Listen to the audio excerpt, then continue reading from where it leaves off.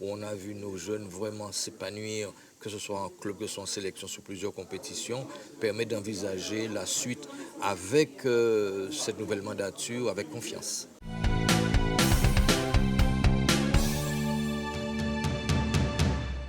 Donc, Président, quel bilan faites-vous de cette petite conférence de presse et qu'est-ce que vous voulez dire au président du club pour pouvoir permettre de continuer à vous faire confiance? Je pense que ce qu'on fait de presse a l'avantage de parler au président, de leur rappeler certains points, aux dirigeants et voir au monde du football guadeloupéen, voir la société guadeloupéenne. Je crois que sur ces deux mandatures, notamment la dernière mandature, nous avons quand même pu mettre en place des projets solides. Je vais parler du CFA, je vais parler du statut fédéral, je vais parler de la participation de la Guadeloupe maintenant à travers le CFA, la Gambardella, ceux qui participent à la Coupe de France des centres de formation. Je vais parler du développement du football féminin. Aujourd'hui, les filles participent à la Coupe de France féminine. Maintenant, nous avons mis des compétitions interligues en place où nos champions U15, U17 et féminins participent aux interligues. Nous avons aussi surtout permis à des clubs d'être accompagnés fortement sur le FAFA, des collectivités aussi.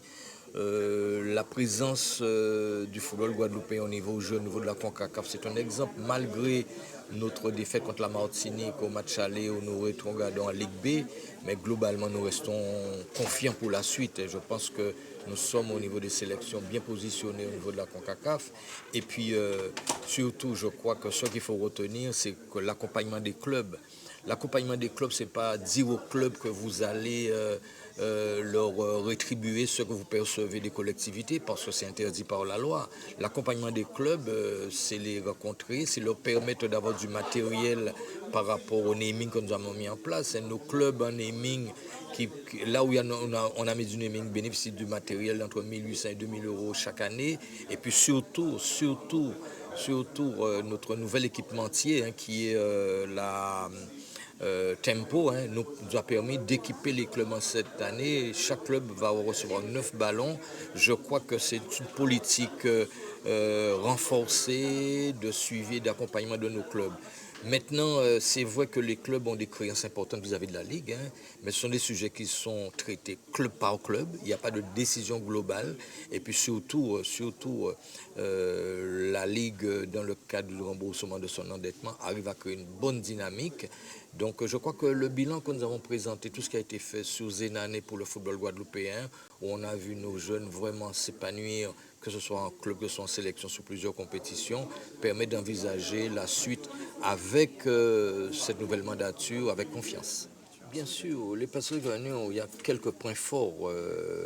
Nous avons été alertés par le football Marie-Galantais et en ce sens, avec le Conseil des Ligues, nous avons rencontré le monde du football alimentaire avec la présence du président de la Fédération française de football, Diallo, qui a bien pris la mesure des choses et avec lui, avec son équipe, nous travaillons sur un projet pour que les îles du Sud, Marie-Galante, les Saintes et la Désirade soient accompagnées autrement, déjà par nous, mais surtout pour la fédération qui a compris la dimension archipélagique de la Guadeloupe.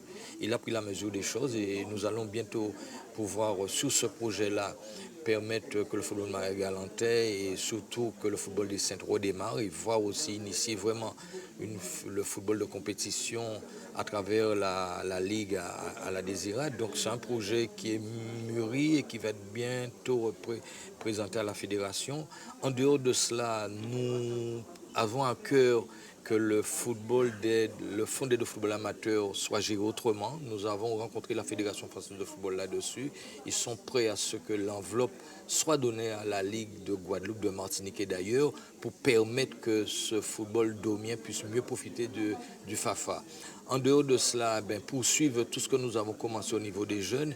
Et là, je pense à la Gambardella. Maintenant, nous avons le CFA qui est à la Gambardella. Mais notre projet, et ça devrait voir le jour 25-26, qu'un club de Guadeloupe puisse participer à la Gambardella autre que le CFA.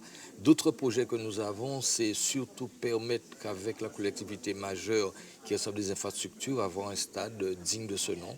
Je crois que le projet initié sur Capester par la collectivité régionale et en étroite collaboration avec nous permet d'envisager d'une part le stade international, mais aussi une infrastructure capable d'accueillir les jeunes, les sélections et la formation. Voilà. Donc ce sont des projets. Et le projet qui nous tient à cœur le plus, c'est permettre que Il y a un guichet unique parce que nous avons beaucoup de clubs qui ont les moyens de profiter des subventions venant ou d'aides venant soit de l'État, soit des collectivités, soit de la fédération. Et il y a des clubs que nous devons accompagner autrement. C'est pourquoi nous allons créer avec l'ADRAGES, avec l'AFDAS, avec aussi les collectivités, ce guichet d'accueil des clubs pour mieux les accompagner sur ces différentes opérations. En tout cas, soyez rassurés d'une chose, en s'appuyant sur notre bilan et les perspectives que nous avons, qu'il y ait cette corrélation et cette, je dirais, poursuivre que le football guadeloupéen continue à briller comme il l'a fait ces derniers temps.